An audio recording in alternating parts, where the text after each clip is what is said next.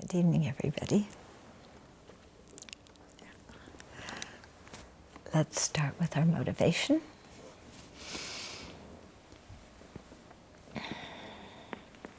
So, even though when you look to try and find the person who's listening to the teachings, you can't find a person, you can't isolate a person that is findable under analysis, that is listening to the teachings.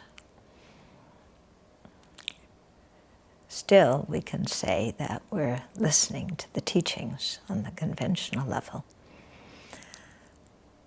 But really check for a minute and who is listening to the teachings. Is it your ear consciousness? Is it your mental consciousness? Can a mental consciousness listen to teachings? Can an ear consciousness listen to teachings and understand them?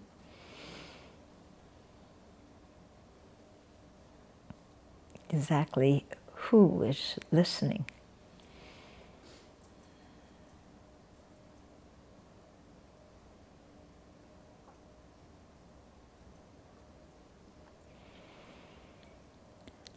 So even though we can't isolate some independent person that's listening, we can't go to the other extreme and say, nobody's listening to the teachings,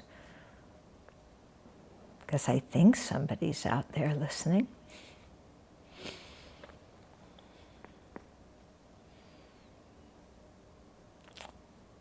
So on the level of mere appearances, on the level of mere designation, we can say, I'm listening to teachings.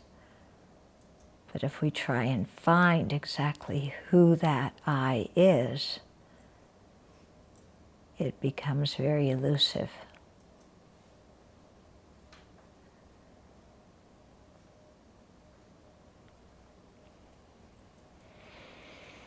So this is a very good meditation to do when we're upset, to ask ourselves who was upset, or who was offended, who was insulted, who isn't being understood.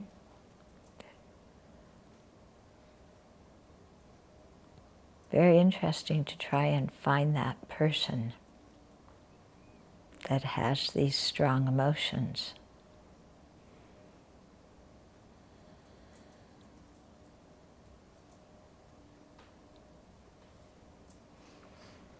And very interesting to try and find the emotions themselves. When you say, I'm angry, exactly what are you referring to?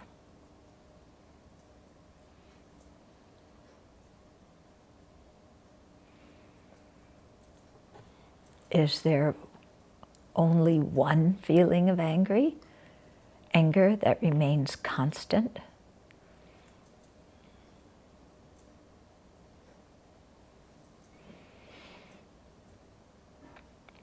Just what does the word anger refer to?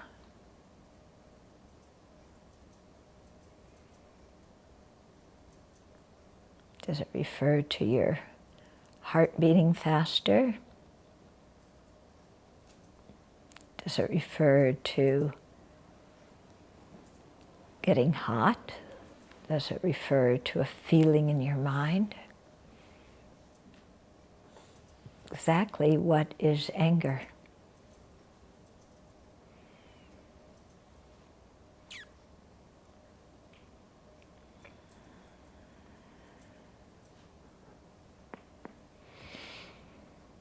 So if we can't find a truly existent person who's angry, and we can't find any truly existent anger, then what's all the commotion about?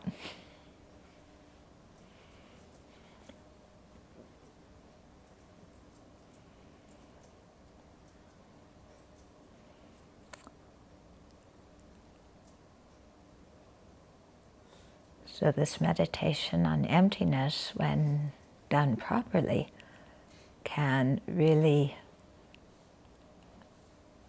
make the afflictions evaporate,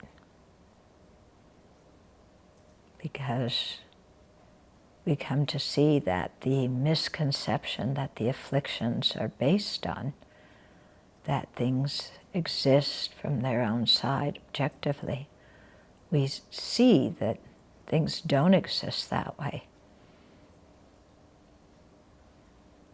And thus all these strong emotions fade away.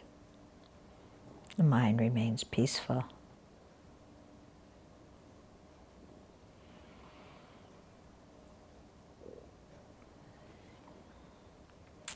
So seeing that all sentient beings suffer like we do from the wrong grasping, the wrong conception of inherent existence, let's have the compassionate thought that wants to free them as well as ourselves,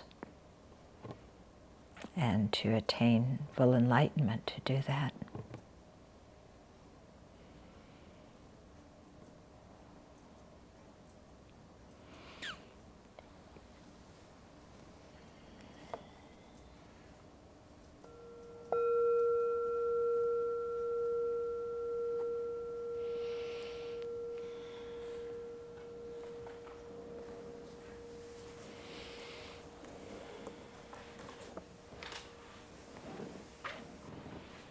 So it's kind of interesting, isn't it? Yeah? Especially when we're clinging on to some kind of strong emotion or strong identity. And then to just ask ourselves exactly who is that? And the whole thing evaporates. Yeah? It can be really a relief. You think of all the identities in life we set ourselves up with. I was thinking of, the incident in Paris last week, these identities of, I'm a Muslim, and I'm Jewish, and I'm French for freedom, or I'm a cartoonist, or whatever. There were so many identities flying around in there, weren't there? And yet, what are they? What are they? What makes somebody a cartoonist? Is it their body? Is it their mind? What makes somebody a Muslim? Is it their body? Is it their mind? Which mind? Which part of the body? Yeah? And when we get offended about something, there's a cartoon and we get offended. I mean, they could have been drawing something about Buddhists, and maybe we get offended. Yeah, what are we offended at? This line, that line, this word, the other word? Yeah, exactly, what are we offended at? So it's quite interesting when you really look, then, it's like, my mind's making all of this up. My mind's imputing meaning on it and getting upset. So you go there, and then it all seems like, whew. And then you go, but, this person said this about me, and they can't do that, na. Yeah, so it's interesting, you can kind of relax it for a minute, and then it's like a rubber band that snaps back, It's like, no, but you have to listen to me.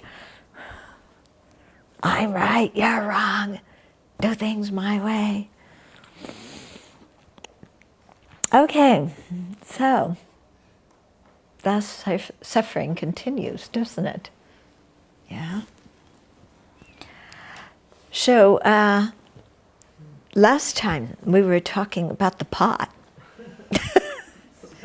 It sounds ridiculous, you know, we're talking about a pot when people are killing each other over identities.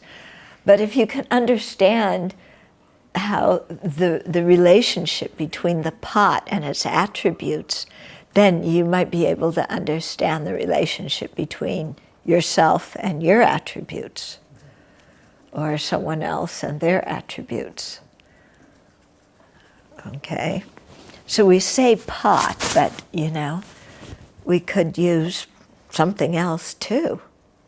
Yeah, like terrorist. That's a nice, inherently existent, concrete word, isn't it? Terrorist.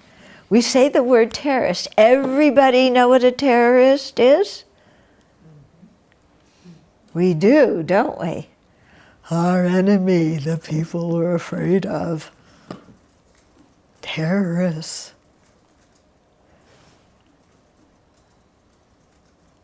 Well, okay, there's some guy,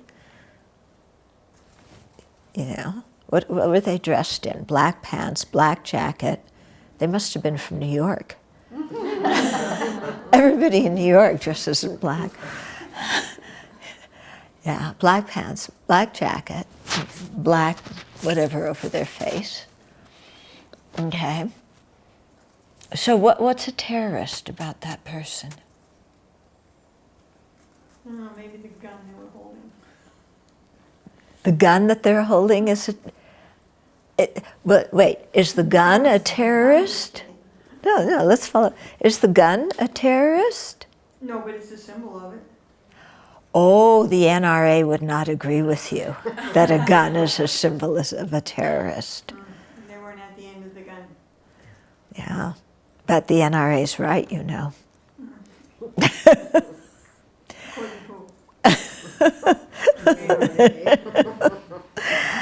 Yeah. So is a gun an indication of a terrorist? Yeah. What about that toy gun that little boy in Cleveland was holding? Yeah. Or is a cop a terrorist? Maybe. But cops don't see themselves as terrorists.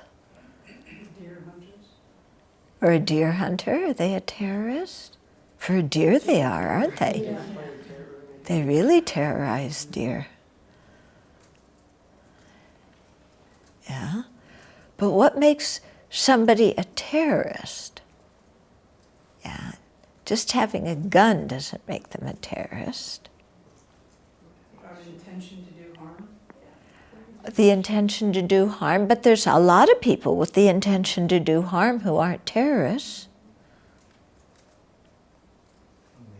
Yeah, there's people who are criminals who want to do harm, but they're not terrorists. And there's people who don't see themselves as wanting to do harm. Yeah. Depends on who's doing the labeling as well, doesn't it? Oh, it sure does seem like that, doesn't it? Yeah, who's doing the labeling of terrorist? No, but like, some people might see them as freedom fighters, some people call them terrorists. I mean, Yeah, people call them freedom fighters, people call them terrorists. sons, husbands. Yeah, sons, husbands, they call them all sorts of things, don't they? Huh? Daughters too. Yeah, a few daughters, not many. When I was in Israel many years ago, they took me to one prison that used to be a British prison camp, you know, before Israel became a state, when the whole area was still Palestine. And they had pictures on the walls there of different things that the Zionists were doing, you know, to try and get their state. And they would, you know, sabotage buses and, you know, plant bombs in the Hotel David or David, yeah, and do all these things. And I was with Israelis, and as we were going through this, and these were very liberal Israelis, and I said to my friends, I said, these guys were terrorists, weren't they? And my friends looked at me and said, Well, in school they called them patriots. You know? What about the Boston Tea Party? Yeah? Would those guys be considered terrorists by modern standards? Only by the British. Only by the British. For the American standard, they're patriots, aren't they? But when you look at what they did, they're terrorists. You can ask a few Canadians if they weren't genocidal after the Revolutionary War. They took all of the loyalists, shoved them into Canada. Sure did. Mm-hmm. Don't get me going. Somebody's getting offended here. But it's quite interesting, you know, when you start looking, you know, what makes somebody a terrorist? Hmm? Yeah, quite interesting. Huh? A label and A label and a basis, but we can't even agree on what the basis of the label is, can we? Yeah? Because if you lived in Iraq, depending on who you were in Iraq, who you labeled a terrorist would change, wouldn't it? You know, where you lived, which side you were on in anywhere in the Middle East, who you labeled terrorist would change. Yeah? But even if we could agree, that one person, we all agreed that person was a terrorist, what exactly about that person makes them a terrorist? Yeah. The intention to do harm, you know, that doesn't make somebody a terrorist, because we also have the intention to do harm. Sometimes, don't we? We wouldn't call ourselves terrorists.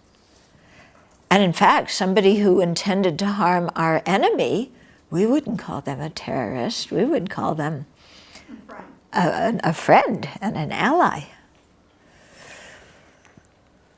Yeah. Hmm? it's a constellation of qualities. It's a constellation of qualities. Yeah. But like exactly what it is the person's body a terrorist? Yeah. When we say we killed the terrorist, it means the body died. But is the body the terrorist? When a person's lying asleep, their body is there. Is that body a terrorist? Doesn't look like one, does it? It's a sleeping body. Yeah. Is their mind a terrorist?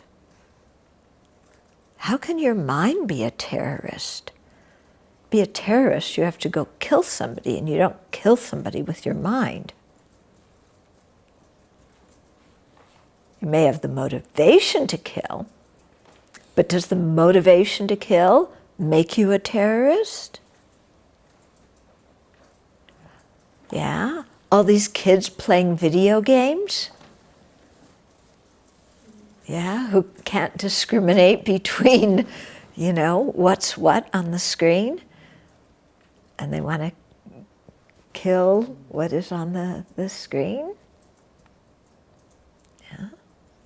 You were going to say something? Well, there would be moments of mind, though, where the person is detonating the bomb or pulling the trigger. Okay. Those moments of mind, but then they're impermanent. But there'd be a certain... Okay, so there's certain moments of mind when a person's detonating the bomb.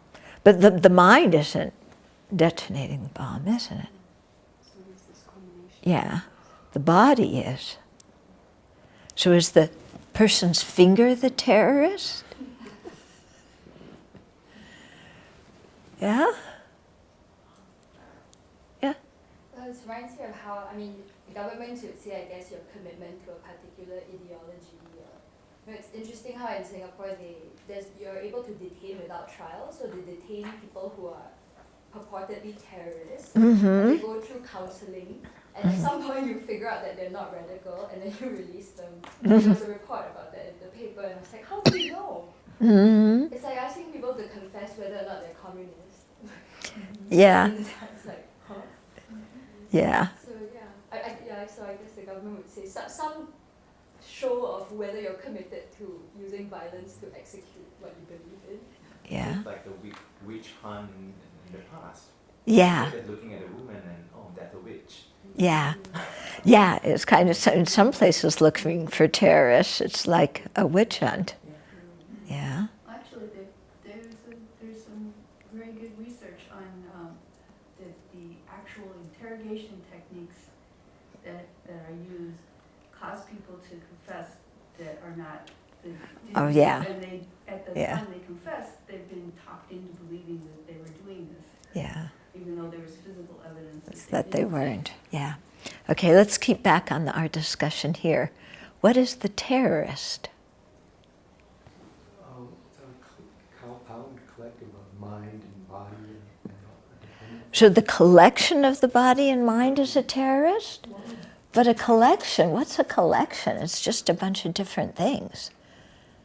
How could a bunch of different things, which are many, which are plural, be one terrorist?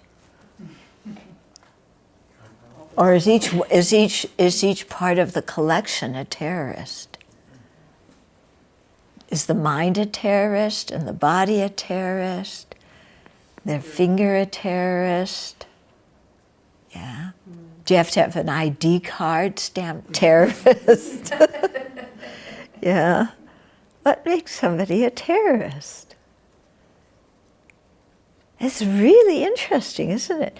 And you think of like these people who get kidnapped somewhere, and you get kidnapped and your mind goes, I was kidnapped by a terrorist.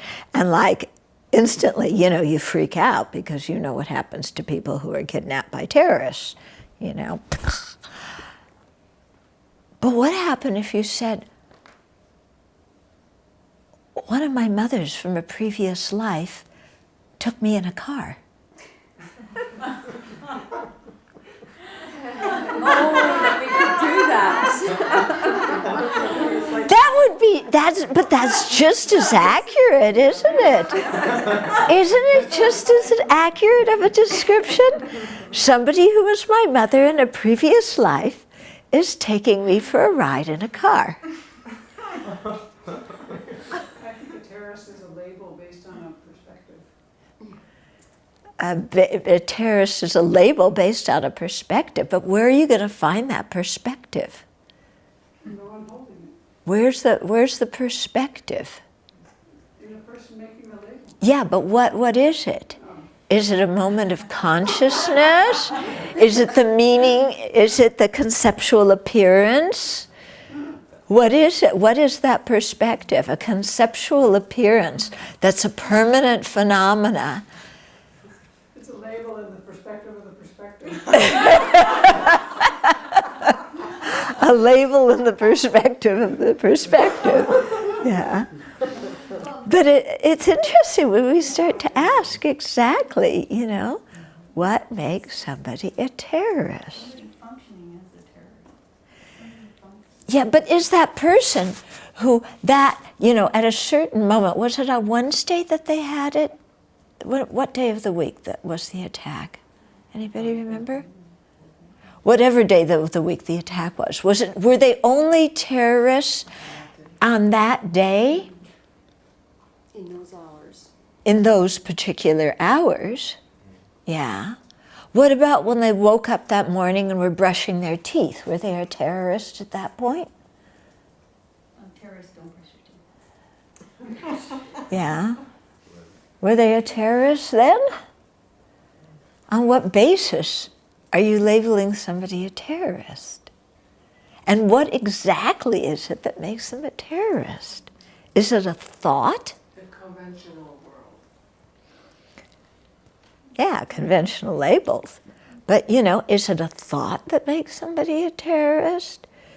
Is the thought existing in a body of a person from a certain ethnic background, but you can't even say that because there's people, you know, you have kind of white wasps from America going over and being terrorists.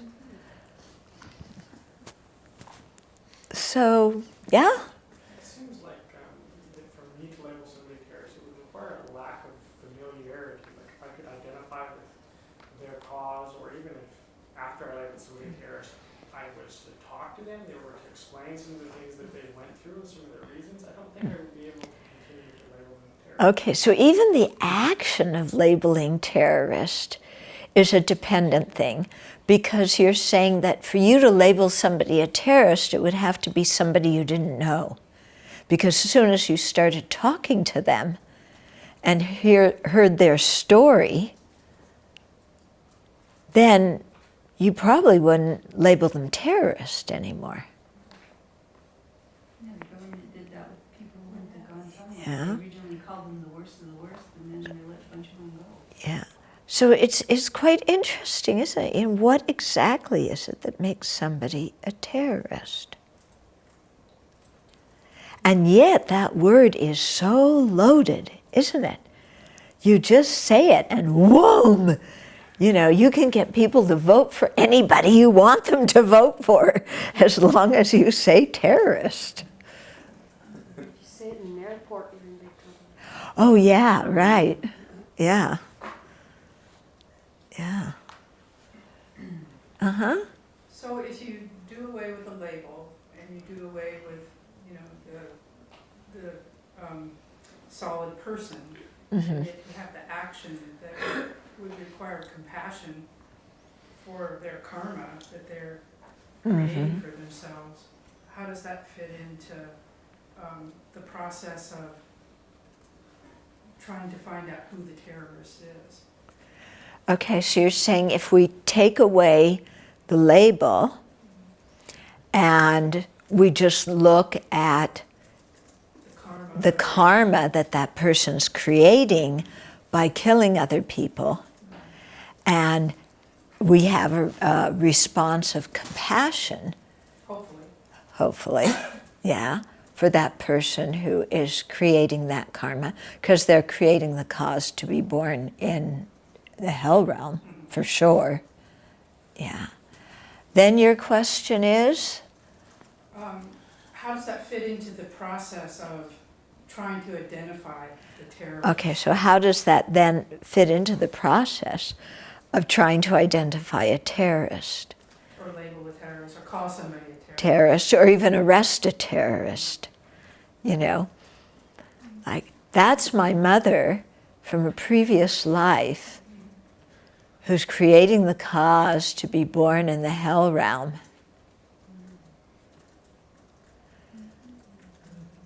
Yeah? And you're arresting that person. It sounds totally different than saying they're arresting a terrorist, doesn't it? Yeah. Different label and different perspective. Yeah, different labels and different perspectives.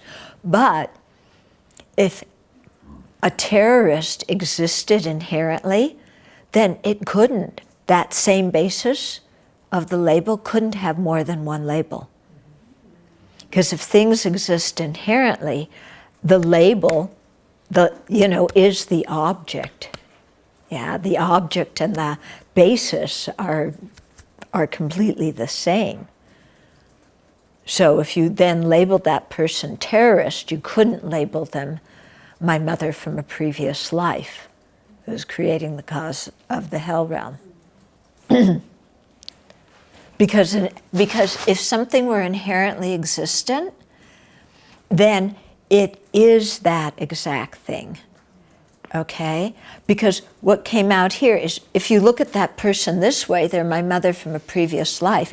If you look at the person this way, they're a terrorist. But that involves different perspectives. If things existed in and of themselves with their own nature, you couldn't look at them from different perspectives because they would just have their own nature. They would be that thing without depending on how you looked at them. Yeah? Conventionally existent things you can look at from different perspectives and see them differently and call them different names. But things that are objectively existing, they exist out there as that. So there's no different perspectives. Okay, because remember that inherently existent means independent existence, which means it doesn't depend on anything else. Yeah? So being a terrorist would not depend on your perspective, how you were looking at that person. So if there were such a thing out there in the universe that was inherently existent, we wouldn't be able to perceive it because it wouldn't be inherently existent because it would depend on us to perceive it? Okay, so if there's something, that's a good question, if there's something out there in the universe that's inherently existent, yeah, could we perceive it? Yeah.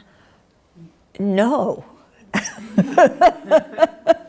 Yeah, because something that exists inherently has its own nature. It doesn't depend on anybody perceiving it.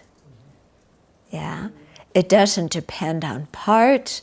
It doesn't depend on a relationship with a mind. It doesn't depend on anything else. How could we perceive something that is totally independent of everything else? Something that exists like that cannot exist, actually. Okay, yeah? And if there was a self-existent terrorist, they would either always be terrorizing or never terrorizing. Yeah, so if there were a truly existent terrorist, yeah, and we labeled that on the basis of their action, that they're harming, it would mean that they always have to be harming. They could never be sleeping. They would always have to be harming. Otherwise, we wouldn't call them terrorists. If they weren't harming, then they wouldn't be a terrorist. But they have to be harming in a certain way, don't they? Yeah. And they have to be harming certain people in a certain way, for a certain reason, from the perspective of particular people. So exactly who makes somebody a terrorist?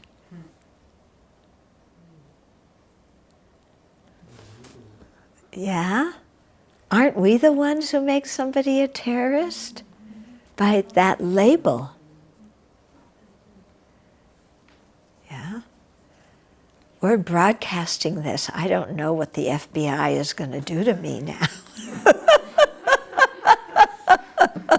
Sympathizer. What'd you say? Terrorist sympathizer. Yeah, terrorist empathizer. Yeah. Uh-huh. It seems like it makes, in this instance, and I think other instances, it makes it harder to deal with, because a terrorist is easy. You just go stop them by whatever means necessary. But if it's somebody who's suffering, it's somebody who's your mother in your previous life, then you've got to look at it, and at least I do, I've got to look at it and say, well, what can I do? I've got to try to stop them and save them at the same time. Yeah. Okay, this is an interesting point, that if something is truly existent, we relate to it in a very simplistic way, doesn't it? Don't we? You know, truly existent things, they are this, and this is how you relate to them. So they're a terrorist, so you kill them. Yeah, don't even bother arresting them, you know, unless you really have to. Yeah, but kill them. And you relate to it in a very simple way, because the label terrorist gives you the permission in the eyes of society to just go bang, bang, and no punishment at all. But if you label it my mother from a previous life who's creating the cause for the hell realm because they're so diluted, then how you relate to that person is much more complicated, isn't it? Because your mother from a previous life, you don't want to go kill that person. Yeah? Because just as your present mother in your next life will be your mother from a previous life. You know, you don't want to go kill your mother. It doesn't matter which lifetime it's from. Yeah? But on the other hand, they're creating negative karma that's harming themselves. So what do you do? Yeah. It's quite interesting, isn't it? You know, how when we see things as truly existent, then we don't have to think very much about how to relate to them. Yeah? You just put them in a category, put them in a box, and relate in a particular way, particular predetermined way. Yeah? Whereas if you label them something different, it becomes much harder to figure out exactly what do I do. Yeah? I mean, especially, let's say your mother died, 20-something years ago. Yeah? And then was reborn as this, 19-year-old who's now, becoming a terrorist. Then how do you relate to that person? Yeah?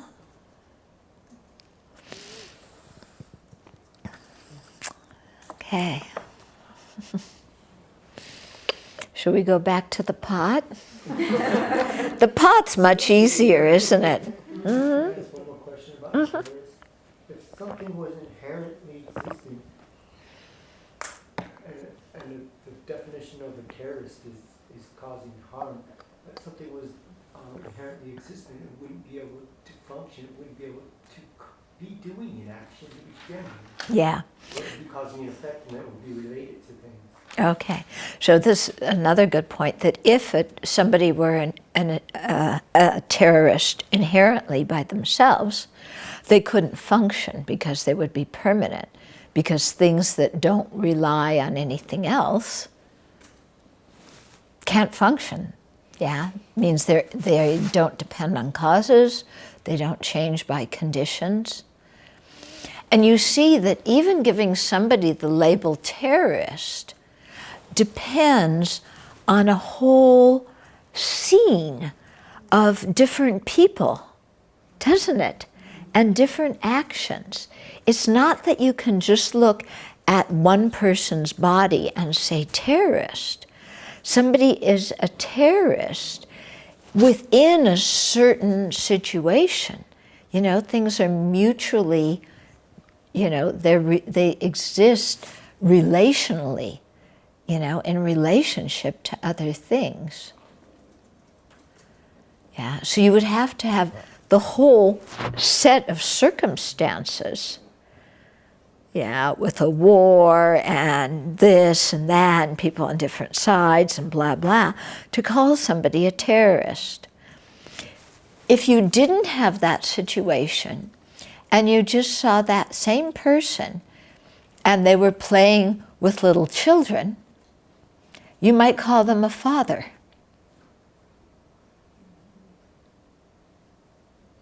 And actually, I'm sure some of those terrorists are fathers. Yeah? But calling somebody Papa and calling them terrorist, it's like, how do you put the two together if you have these rigid categories where we just put somebody in a category and relate to them via that label? Yeah. I think that was one thing that was very difficult for children of SS officers after the war. This person's an SS officer and they're also Papa. Yeah, is it on the same basis of designation or not? Are Papa an SS officer? Is the basis of designation the same? The mind that's labeling it is different. Is the basis of designation the same? Same mind, same body, different behavior. Yes. Yeah. So are the basis is the basis of the label? Yeah. Can somebody be Papa and a terrorist? Yes. Not at the same time. Maybe.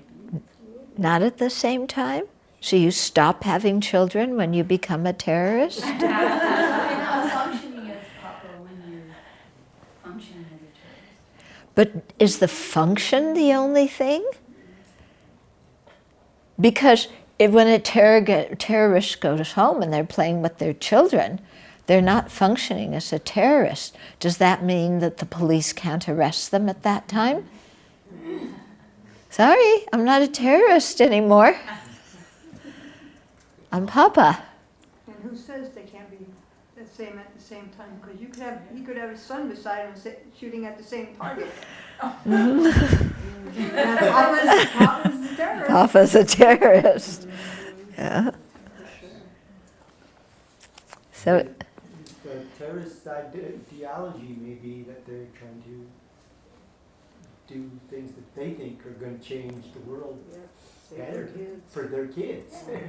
yeah. They're making things worse. They think that what their Yeah. kids going to help. The terrorists think they're making a better world for their kids. Good Papa. Yeah, that they're being a good Papa. Okay. But is it the same basis of designation? Or is it a different basis of designation?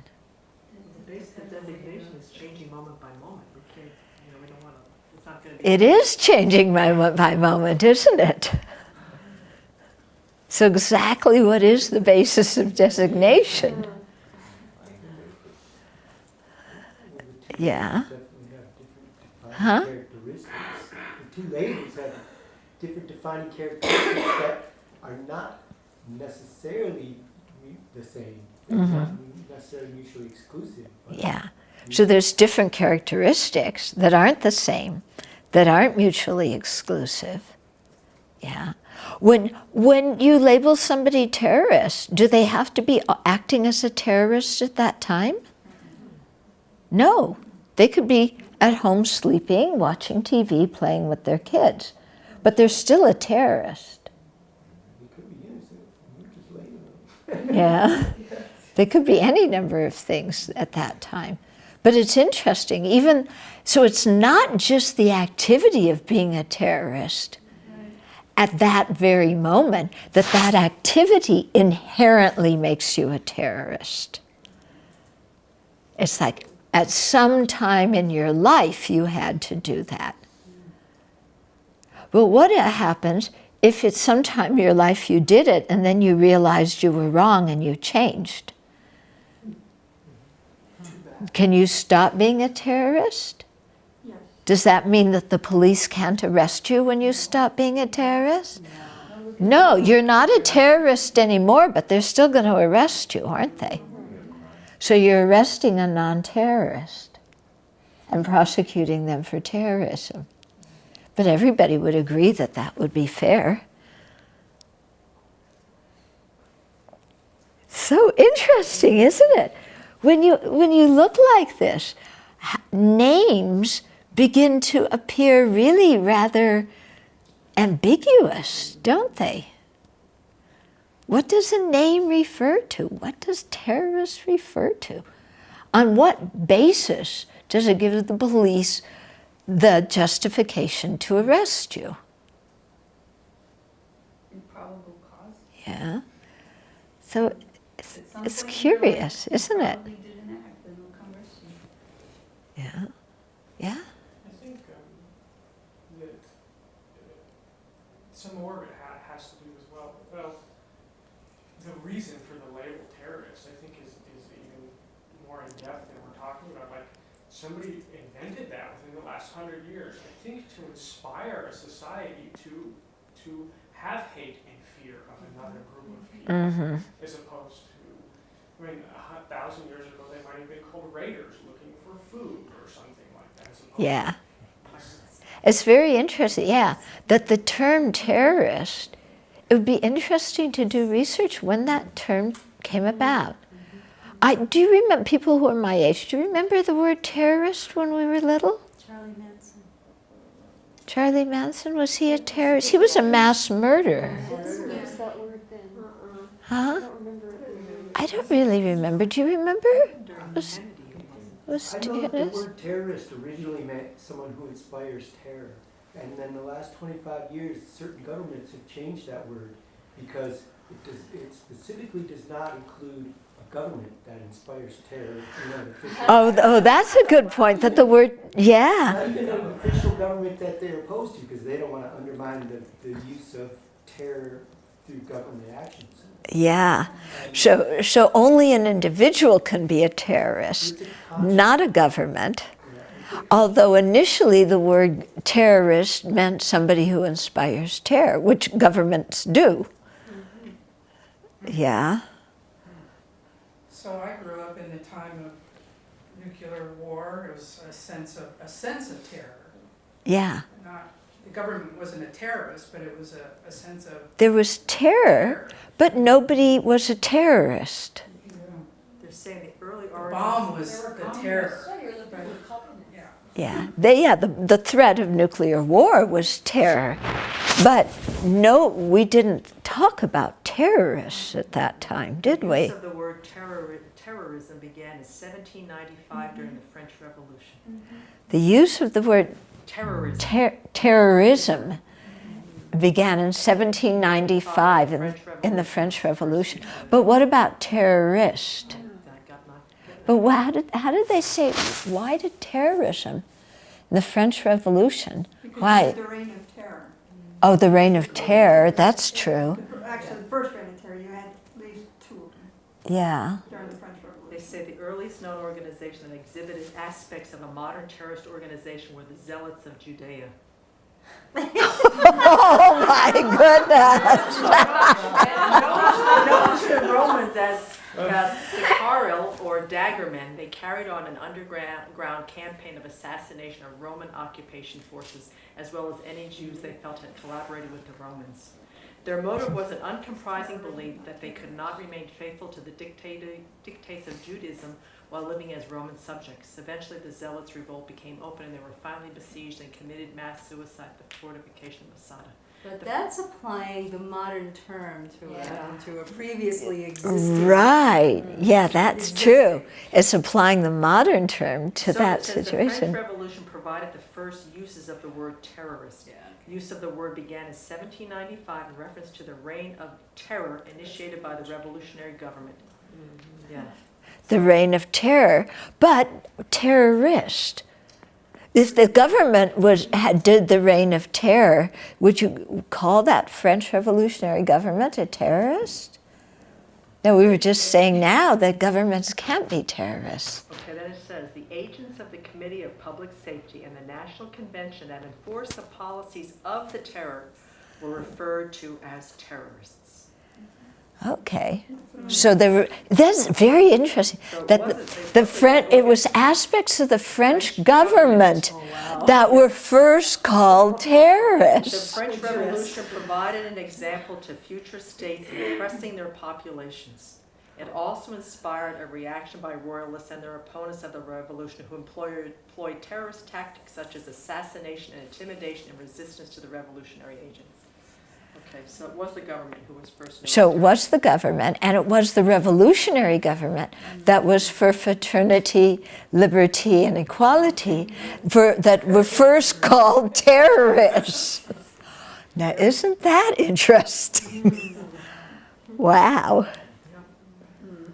Wow. Uh-huh. So this all goes to the idea of deserving.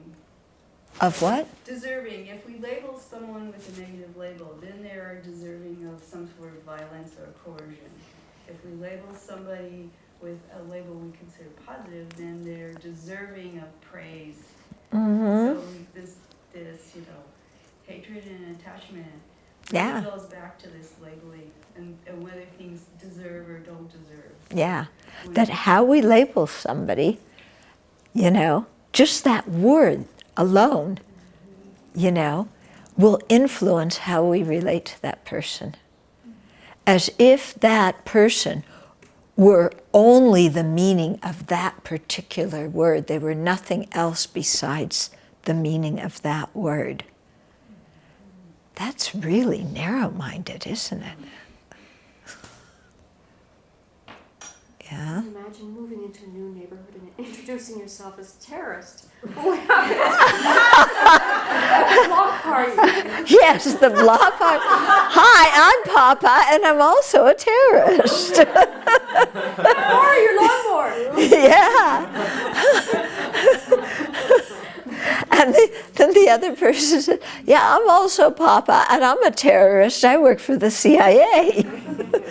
Yeah. Well, yeah, why don't we call the CIA agents who were doing waterboarding terrorists? They were called that, just not by us. Yeah, they were called that, but not by us. Yeah. Yeah. So quite interesting, this whole thing about inherent existence, isn't it? When you really start searching and analyzing what makes something a basis of a particular label. Yeah. And how that label, whatever label it is, determines so much about how you relate to that object afterwards. We have two terrorists in here. Oh, yeah. One terrorist. Yeah. Yeah, from the viewpoint of Maitri, yeah, Mudita is a terrorist. So the word terrorist is a good example of how like a media or a government agency can change a label in order to affect how we look at things, how other people look at things. But I'm thinking about how we label things ourselves in our daily life, depending on whether we're attached to them or whether we're angry at them, and how we do that ourselves. Exactly. Somewhat unconsciously. Yeah, yeah. I mean, the person who, in the meditation hall, who arrives, 1 minute late for every session, becomes a jerk, on the basis of arriving 1 minute late for meditation. Yeah. But are they always arriving 1 minute late for meditation? When we label them jerk and give our reason, that's the only quality we see in that person, is they arrive a minute late for meditation, and that is intolerable. It breaks all the rules of the universe and gives me the justification for calling them a jerk. And then that's all I have to know about them. Oh, there's this jerk that I'm doing retreat with. Yeah. Who also washes my dishes. Who also vacuums the floor I walk on. Yeah. Who shovels the snow from the paths. Are they really a jerk when you look at them doing those qualities? Yeah. Or are they a kind sentient being? Can somebody be a kind sentient being and a jerk at the same time?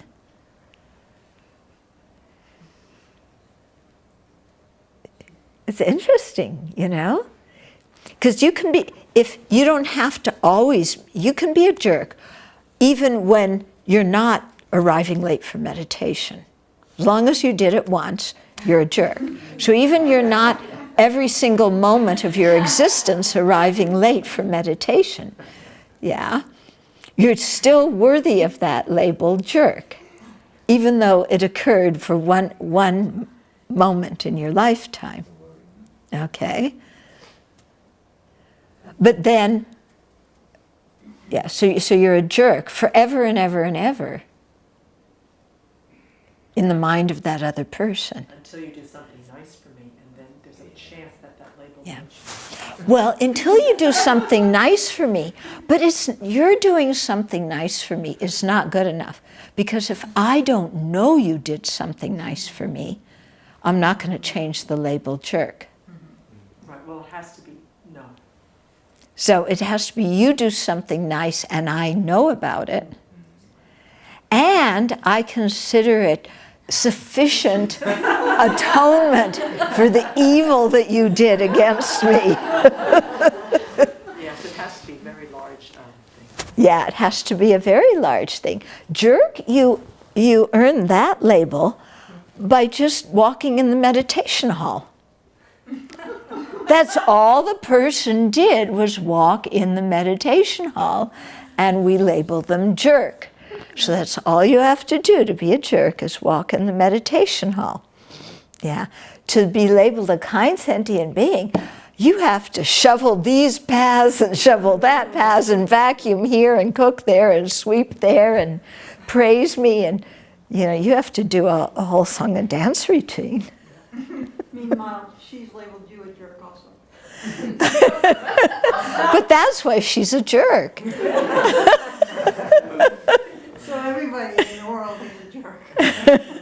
Everybody, Or somebody. everybody who disagrees with me is a jerk from their own side. Okay? So there is jerk nature. Yes, there is jerk nature. That's the way we look at it, isn't it? When we label somebody a jerk, they have that jerk nature and they are irredeemable. They can never change from being a jerk. Huh? Until What?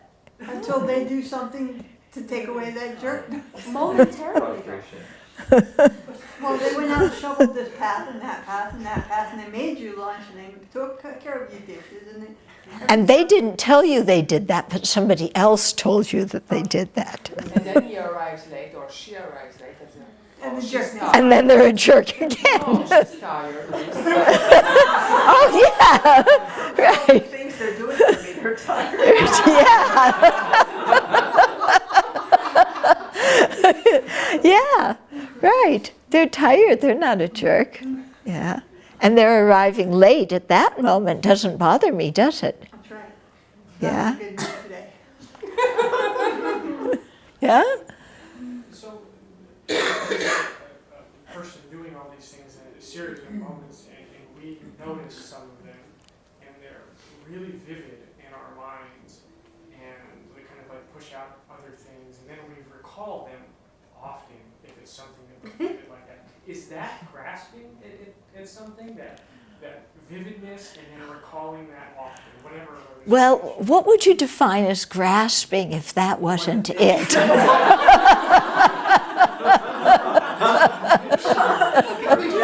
what he said. That's the perfect definition of that. Yeah. Okay. So he was. You said it. How did you say it? A series of moments of somebody doing something, and we notice them, or a moment, and it's very vivid in our mind, and then we recall it often, whether good or bad. Yeah. So somebody did a particular action, and we remember it again and again and again and again and again. Yeah. So isn't so isn't that grasping at something as inherently existent?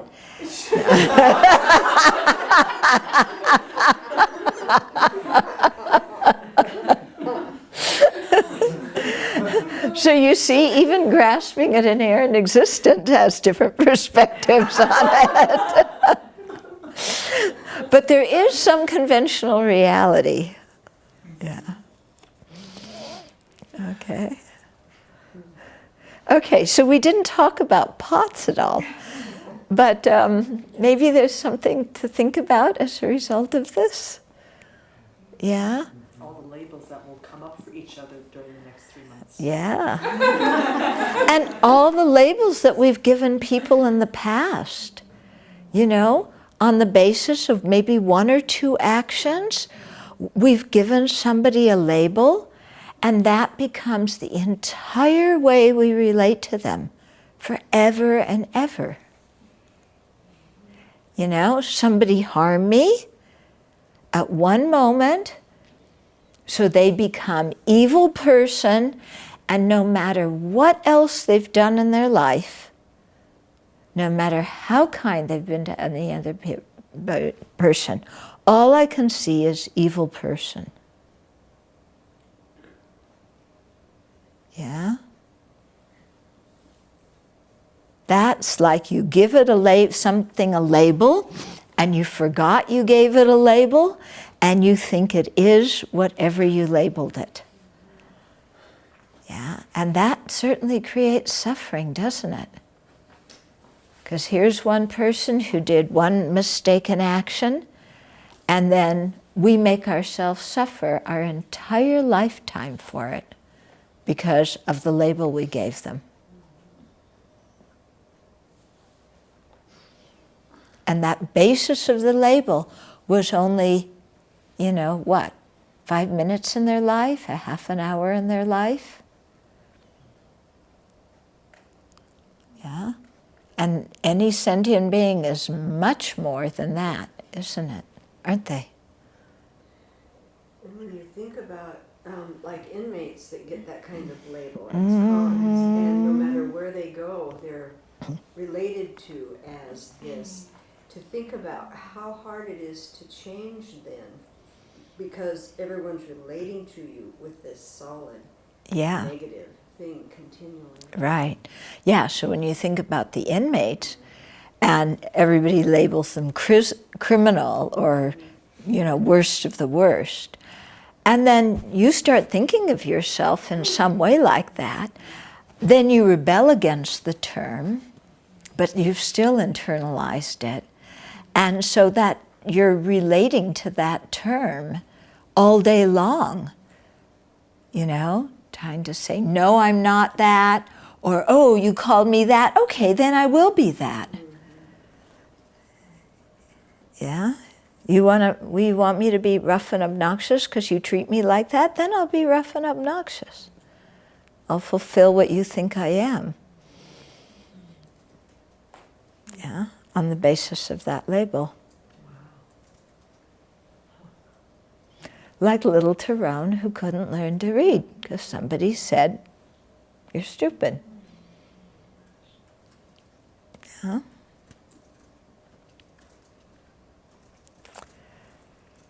Okay, so let's be aware of our labels and how we forget that we labeled. And to really, when we find ourselves labeling, to say, on what basis am I giving that label? Yeah? To come back also, I'm thinking about the emotion that is combined with the label and who feels the emotion, so that you also can reflect about your own self. How are you existing actually? Yeah, that whole thing of how the emotion the label brings on an emotion. And once that emotion's there, we're off and running. Yeah? Our mind can't even go back and say, did I correctly label it? Yeah? Mm-hmm. It seems like, after talking about this and looking at how I feel about it, it seems like I need a willingness to accept that things change, a willingness to accept that I'm wrong about them, and a willingness to accept that I've wasted a whole lot of time being wrong. And there's hesitancy in those things, because I don't like to be wrong, I don't like to waste time. Oh. Yeah, what was it? Jeffrey talked about that one time years ago. His teacher was telling him, if you're going to be a Buddhist, you have to get used to being wrong a lot. Yeah? Because all of our perceptions are wrong. They're mistaken. Yeah? So if you don't like to be a wrong, yeah? And we've got to learn to admit that we're wrong. And you see that so clearly sometimes when you meditate. It's like, wow, Now I see why the Buddha said sentient beings' minds are filled with wrong conceptions, because, boy, my mind sure is. Yeah, and I believe that. I believe my wrong conceptions. Mm-hmm. If we're not willing to admit that we've wasted time and that we were wrong, we're just going to keep wasting time And being wrong, right? Yes. Good point. If we can't admit that we've wasted time and we've been wrong, then we'll keep wasting time and being wrong. Yep. Yep, for sure. Mm-hmm. I was also thinking at His Holiness the Dalai Lama when he was young, and imagining that he was reflecting exactly these kinds of topics, and then looking out the window with his magnifying glass and seeing the prisoners, and then deciding that it's not the right way to deal with prisoners because of his insights. Yeah. Well, His Holiness had a particularly difficult time because one of the prisoners in the Potala was one of his lamas. Yeah?